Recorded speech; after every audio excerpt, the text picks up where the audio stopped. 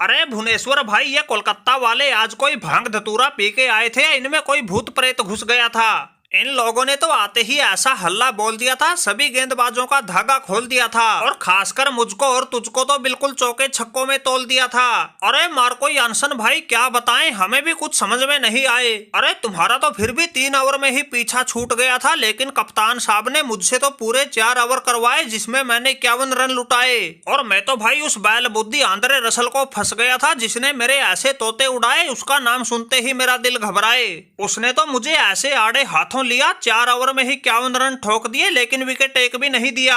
अरे भुवनेश्वर कुमार भाई, ये मार्को यानसन उस पागल फिल साल्ट को फंस गया। उस भूत बाबा ने तो मेरे साथ ऐसा सलूक किया, 3 ओवर में ही 40 रन ठोक दिए, लेकिन तुम्हारी तरह विकेट मुझे भी नहीं लेने दिया। अरे फिल साल्ट भाई, माना कि 2024 की आईपीएल के लिए किसी टीम ने तुम्हारे ऊपर बोली नहीं लगाई थी, तुम बिना बिके ही रह गए थे, इसलिए ज्यादा गुस्से में थे।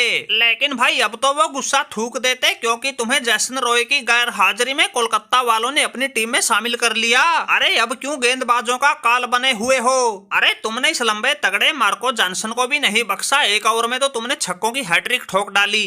जिस मार्को जॉनसन की तन तनाती गेंदों से तगड़े बल्लेबाजों के भी पांव कांपते थे, तुमने उसकी ऐसी कर दी बदहाली। वो रन भी खूब लुटा गया और विकेटों से भी रह गया उसका हाथ खाली। अरे मार्को जॉनसन भाई, ये तो शुक्र मनाओ हमारा वो सुनील नारायण गलतफहमी की वजह से रन आउट हो गया, फिर उसके बाद विकेटों की लाइन सी लग गई, इसलिए ये फिल साल्ट थोड़ा ढीला पड़ गया। वरना भाई आज तो ऐसा मूड बना के आया था, तुम्हारे सभी गेंदबाजों से तारे गिनवाने थे। वो तो एक छोर पर लगातार विकेट गिर रहे थे, तो इसलिए मुझे थोड़ा संभल के खेलना पड़ा। इसी चक्कर में मैं चुम्बन रन बनाने के लिए ही 40 गेंद खेल गया, लेकिन 3 चौकों के साथ 3 छक्के भी पेल गया।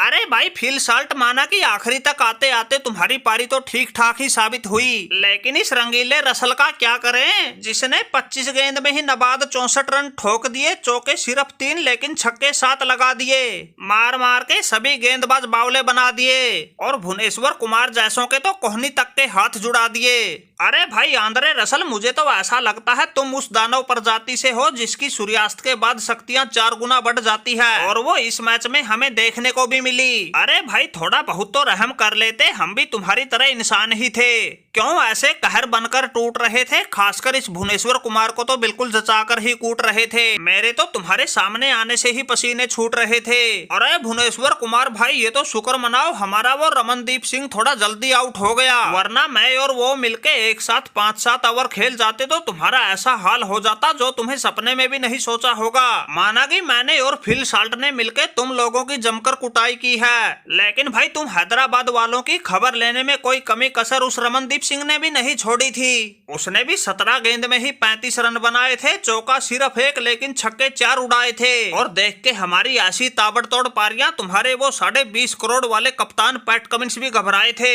ये तो तुम्हारी किस्मत ही अच्छी समझो, जो हमारे मिडिल ऑर्डर के 5-6 बल्लेबाज तो 2.5 का आंकड़ा भी नहीं छू पाए। अगर वो भी रमनदीप और रिंकू सिंह की तरह थोड़ा बहुत योगदान दे जाते, ये स्कोर 208 की बजाय 250 पर जाके रुकना था। अरे देख रहे हो भाई मार्को जॉनसन, कितना खराब जमाना आ गया, किसी के कोई शर्म लिहाज तो बची ही नहीं। अरे हम जैसों के टांके टूट गए, लेकिन इन लोगों के अब भी मलाल रह गया। अरे आंद्रे रसल भाई, सही बताएं तो एक जान तो हमारी निकली नहीं, लेकिन भाई बाकी कोई कमी कसर भी नहीं बची। अगर भाई तुम लोग हमारे साथ ऐसा सलूक करोगे, फिर तो भाई हम इस आईपीएल से ही संन्यास ले लेंगे।